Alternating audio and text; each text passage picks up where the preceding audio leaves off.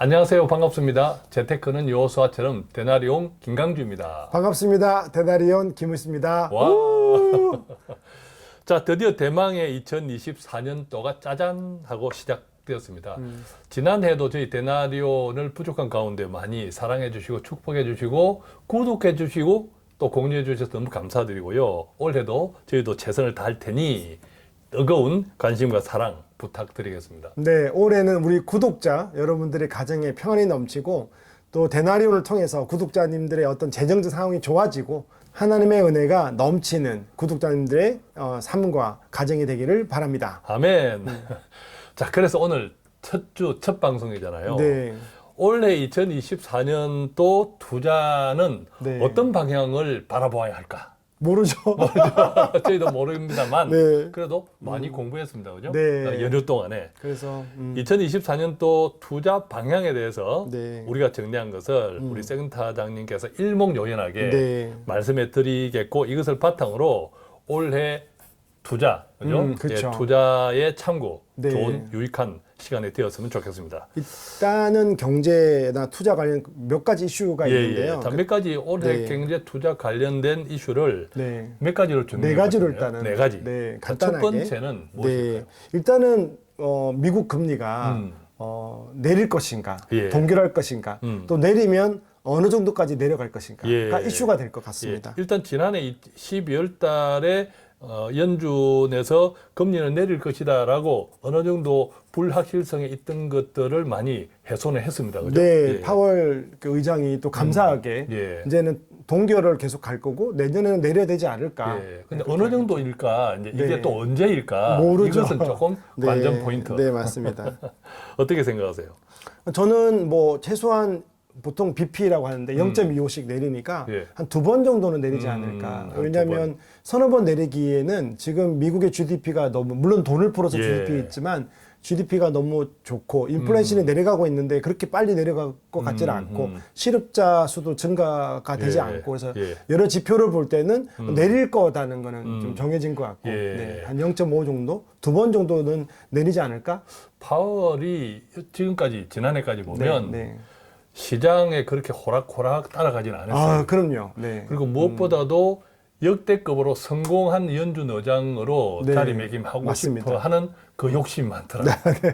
그러니까 어떤 의미에서는 물가 관리는 나름대로 잘한 거잖아요. 그럼요. 잘했죠. 근데 이게 착륙이 문제잖아. 네. 연착륙을 네, 잘해야 되는데 맞습니다. 그 욕심까지 있다고 보면 네. 상당히 금리 인하 폭은 좀 신중할 수 있겠다. 공격적으로 할 것 같지는 않고 예. 왜냐하면 이미 한 7부 능선을 넘었기 때문에 이제 연착륙만 잘하면 파월은 엄청난 그렇습니다. 지금 예. 이제 인기를 얻는 거라. 그래도 대통령 나오는 거 아니야? 예, 그래서 좀 보수적으로 좀 보고 예. 또 우리가 흔히 막 1% 내릴 거라고 너무 기대하면 보고 그거 안 돼. 또 이런 스타일이잖아요. 그렇습니다. 네. 근데 또 이제 올해에 경제가 또 실제 어떻게 펼쳐지는지가 중요하니까 네. 한 0.5 정도에서 조금 0.75 정도. 0.75나 네네. 1 정도는 조금 네네. 이제 여유를 가지고 그렇지만 너무 네. 큰 기대는 하지 않는 게 좋겠다. 네네. 좀 보수적으로 그렇죠. 네. 이렇게 생각해요. 두 번째 이슈는 두 번째 이슈는 10월 달에 미국의 대통령 선거 재임 선거가 있잖아요. 예, 예. 그래서 뭐 누가 될지는 모르지만 이거에 되는 상관에 따라서도 굉장히 달라질 것 같고 또 그 되기 전 뭐 예를 들어서 2, 4분기나 3, 4분기에 정부 입장에서는 또 경기를 부양한다고 또 돌을 풀 수도 있는 맞아요. 거죠. 일단 바이든이 지금 현직인데 네. 요즘 계속 나오는 여론조사 보면 바이든이 잠재적 후보자 트럼프죠. 네. 후보자에게 계속 딸리고 있다. 약간씩 밀린다.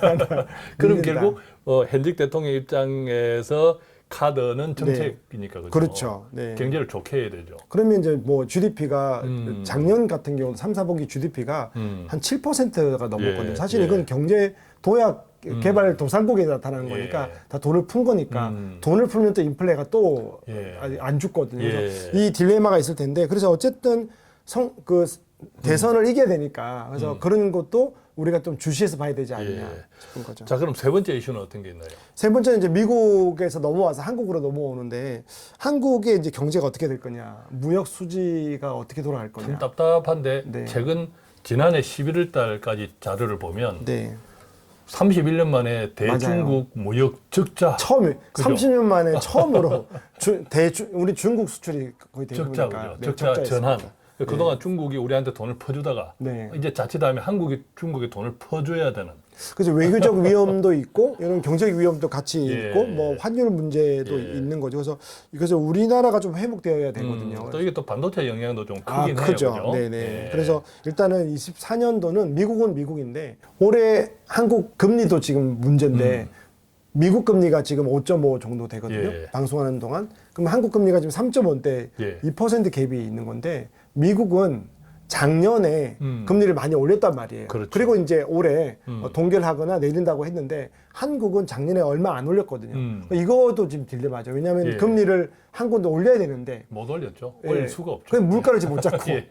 있고 가계부채 올리면 또 때문에. 부동산 예, 예, 가계부채 가계부채. 때문에 그래서 예. 요것도 좀 올해 좀 큰 이슈가 될 것 예. 같습니다. 자, 네 번째 이슈는 어떤 게 있을까요? 네 번째는 또 우리 한국 입장에서는 가장 큰 이슈인데 중국 경제가 살아나요. 맞아요. 중국이 세계 경제의 원투펀치잖아요. 네. 그런데 이제 중국이 안 좋아. 부동산 문제도 좀 터졌고요. 또 하나는 경제 자체가 지금 되게 안 좋죠. 근데 이제 희망적인 건 뭐냐면 미국은 지난 코로나 이후에 2, 3년 동안 부양 정책에 재정적으로 엄청난 돈을 퍼부고 있는데 예.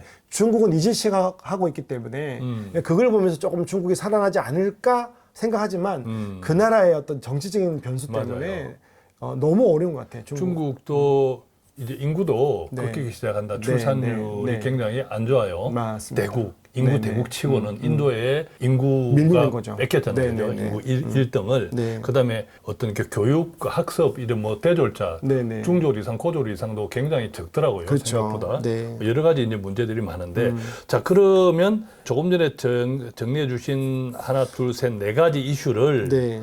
구체적으로 네. 올해 네. 2024년도 우리 구독자분들의 자산 배분 네. 자, 이렇게 한번 적용을 해보면 네. 한 몇 가지로 정리해 볼 수 있을까요? 한 네 가지 네 정도인데요. 가지. 이슈 네 개, 적용 네 개. 자, 첫 번째는요. 첫 번째는 큰 자산을 배분할 때 일단은 자산 투자되는 주식이나 채권이를 배분을 먼저 하거든요. 예. 그 주식을 보면 미국 같은 경우는 산타랠리도 있었고 1월 현재 지금 S&P가 코로나 고점 대비 거의 회복이 다 됐거든요.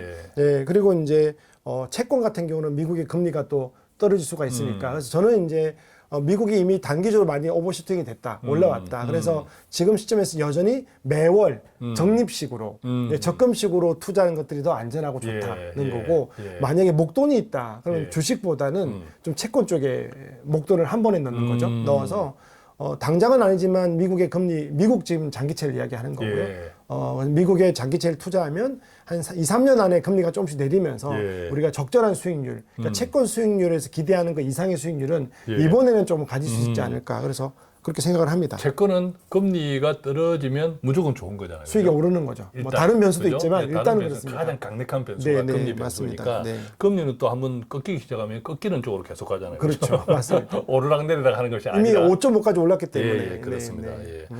예. 적립비 투자도 네. 우리가 지지난 해죠. 네. 2022년 2월 달부터 시작했던 ETF 했죠. 네. 매달 적립비 ETF가요. 지난 연말 기준으로 연 7%예요. 오, 대단합니다. 예, 네네. 대단하죠. 이게 아직 회복도 아직 완전 맞습니다. 되지도 않았는데. 연 7%로 따박따박 네. 나오고 있어요. 네. 야, 이게 이제 적립식 투자 효과이라고 네, 생각하고. 네.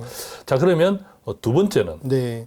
두 번째는 이제 어디에 투자할 거냐의 개념에서 어디에 투자할 네, 거냐. 좀 한국 같은 경우는 여전히 목돈 투자는 좀 적게 하고 좀 작은 돈을 여전히 한국을 배제하기는 예. 한국이 지금 너무 저렴하거든요. 예, 예. 코스피가 3,300까지 갔다가 예. 지금 한 2,600 왔다 갔다 하는 거니까 30%가 지금 쌓여 있으니까 여전히 한국도 넣자. 예. 미국만 좋다고 미국만 몰빵하지 말고 한국도 저는 이제 비중을 조금 넣자. 한 20%? 20%. 예, 20-20%는 넣자는 개념이 있는 거죠.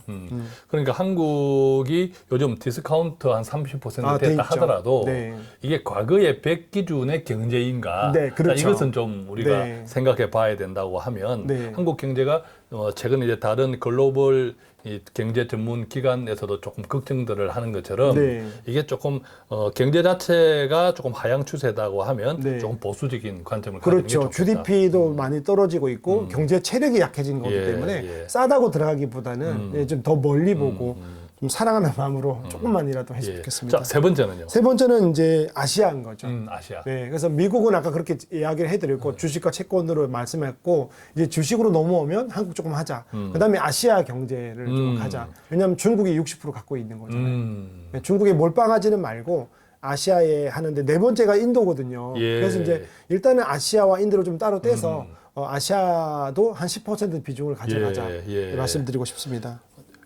옛날에는 이제 중국이 글로벌 생산 기지가 됐다가 네, 네. 중국이 여러 가지 문제 때문에 베트남으로 살짝 옮겨오다가 네, 네, 네. 또 베트남 경제도 중국하고 큰 영향을 받잖아요. 그렇죠. 그러다 연결돼 보니까 있죠. 네. 요즘은 또 인도로 맞습니다. 예, 인도가 상당히 대체 국가로 네. 많이 부상이 되더라고요. 그 그죠? 중국이 2년 전보다 지금 여전히 30% 떨어져 있고 국내도 떨어져 있는데 인도는 고깃들 수익률 보면 예. 60%가 올라 있어요.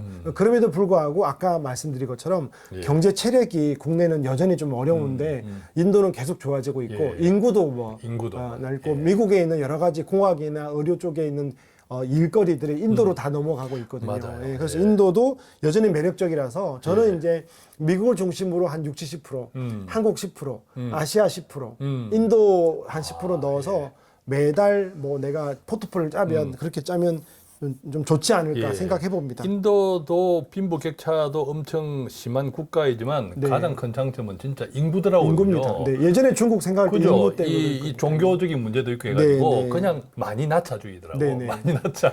오히려 여기는 컨트롤 안 해도 되는 예. 거죠. 네. 자, 그러면 오늘은 이렇게 이제 올해 2024년도 큰 틀의 투자 방향을 한번 세부적으로 말씀해 주셨는데 네. 이제 종합적으로 한번 정리해 보자면 네. 어떻게 마무리할 수 그 있을까요? 여러분들이 소득과 지출에서 매월 남는 잉여 자금이 있을 텐데 그 중에 저축을 하고 남는 돈을 투자하는데 뭐 한 4, 5년 정도 여유가 있으면 예. 그 투자를 좀 적극적으로 하자. 이제는 큰 어려움들이 다 지나가고 예. 그래서 그 적극적으로 하는 비중을 100으로 봤을 때 미국 비중을 한 60, 70%, 아시아 그다음에 한국, 인도 개념으로 좀 주식을 넣고 그 여러분 중에 혹시 또 목돈이 있을 수 있죠. 상담하면 1,000만 원 뭐 한 5년 쓸 거 없어요. 뭐 큰 돈 아니더라도 그런 돈, 여윳돈 같은 경우는 주식에 넣지 말고 마음 졸이니까 이걸 이제 미국의 장기채, 예. 뭐 장기채 여러 가지 ETF가 있으니까 여러분들이 찾아서 TLT 중심으로 좀 넣으면 뭐 미국의 안전한데 뭐 수익도 좀 제법 나는. 근데 이제 이게 한 3, 4년 뒤면 거의 금리 인하가 끝나는 거니까 그때까지만 예. 한번 해볼 수 있을 거라고 생각을 그 하고. 모든 투자는 여윳돈이어야 하고 네. 시간을 인내할 수 있어야 그럼요. 되고요. 네. 예, 그것은 꼭 기억하시면 좋겠습니다. 네. 자, 오늘 이렇게 해서 2024년 데나리온의 첫 방송, 2024년 투자를 어떻게 바라보고 어떻게 적용해야 할까를 네 가지로 깔끔하게 정리해 주셨는데 오늘 이 방송을 통해서 올 한 해 우리 구독자분들의 재정 관리에 많은 유익감이 있기를 바라겠습니다. 저희는 여기서 맺겠습니다. 고맙습니다. 감사합니다.